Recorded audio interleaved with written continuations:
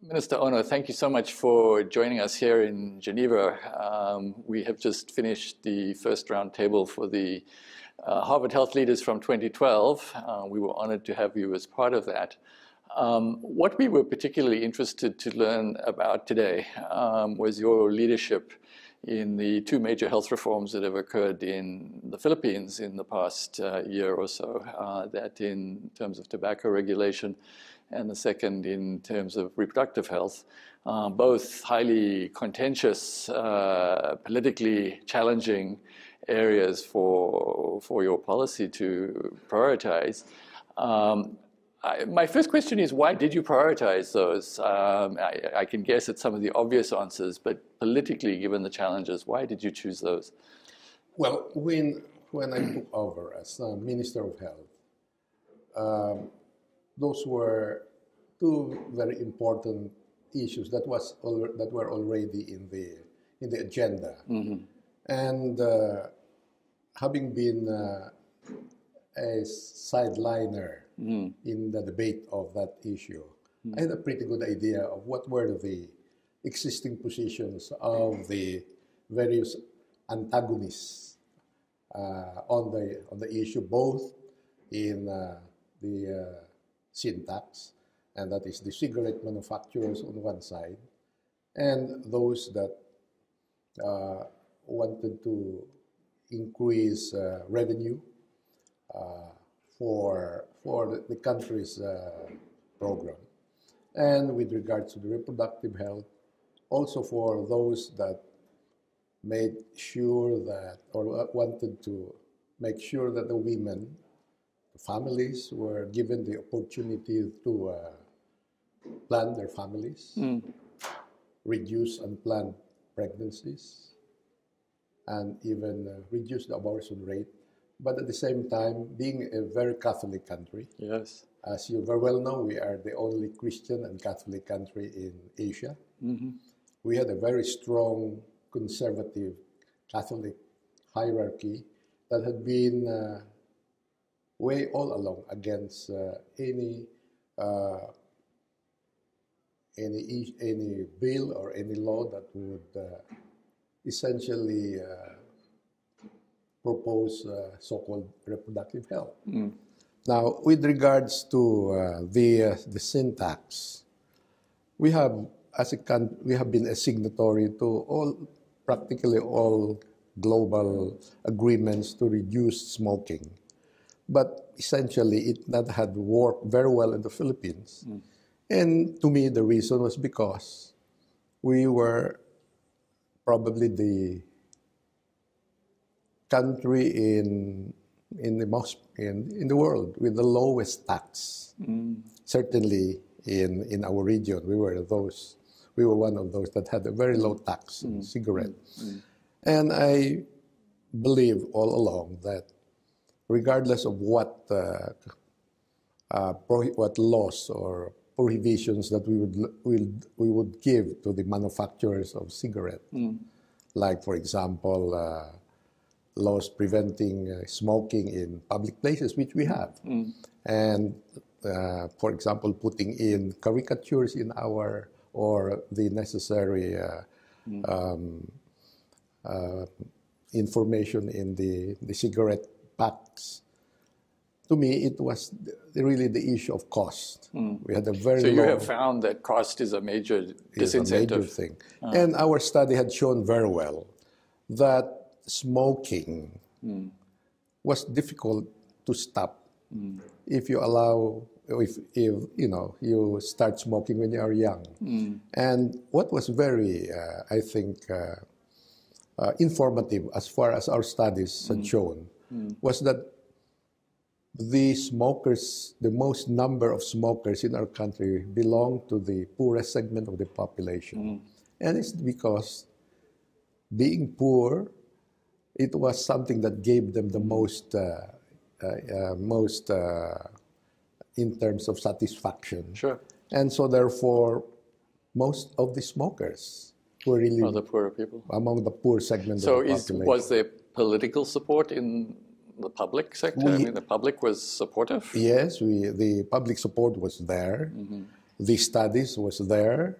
And how did you persuade the politicians? And so what we did essentially was that in terms of the previous attempts, and this was on the 2 or 3 previous Congresses, was that it was essentially presented as a revenue-raising bill. And what I thought all along was that we should present it strongly as a health measure. And so the debates, both in our lower house, that is in our Congress, as well as in the upper house, that is the Senate, we made a strategy among us in the Department of Health, together with our private supporters, meaning the NGOs, as well as our Department of Finance. And we strategized that it will be and should be presented as essentially a health measure.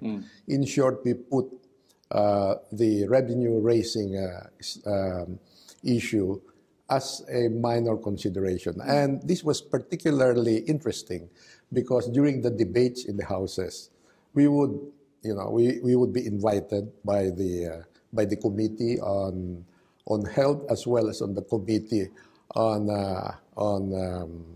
appropriations, and we would always go to the issue of health measure.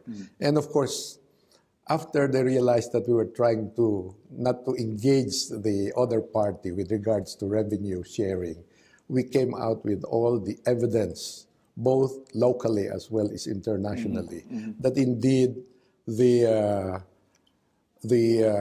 number of deaths as well as the number of people that would stop smoking, and especially the cost implication of those illnesses to the poor, especially the poor, was such that there was just no reason why we should not increase it.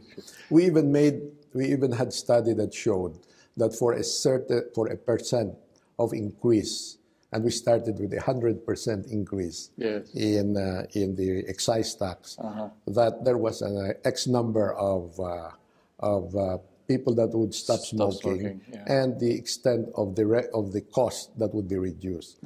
And since this was an evidence-based study, and this was supported by our so-called health economists, and we had very good support here from not only from the local School of Economics of the University of the Philippines, but we also had support from the World Bank, the WHO. This, in essence, to me, cleansed the public and being convinced that indeed this was a health measure. So is there 1 or 2 key lessons that you as a minister have taken from this experience that you would then suggest you could apply in other settings and would suggest to other ministers as appropriate to their experience?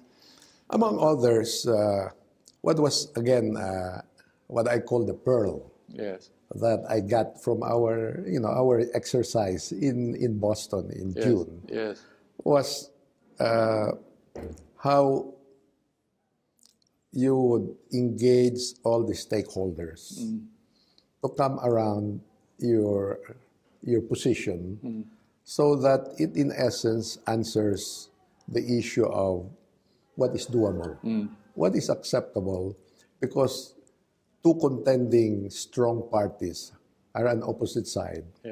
But at the same time, there is going to be that position wherein, well, maybe not everybody would be too happy, but certainly one could live on it.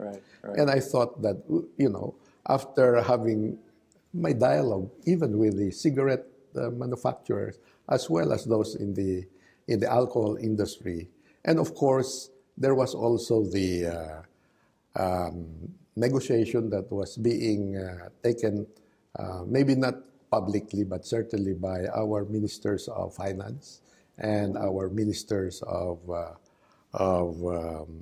budget. That, to a certain extent, cleans it. But I think, Michael, what I'd like to emphasize here was we had one strategy that I thought made it also that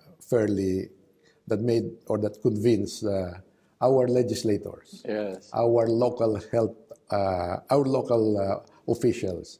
And the reason for that was because all through the years, the excise tax of tobacco, 15% of that went to these 5 major provinces.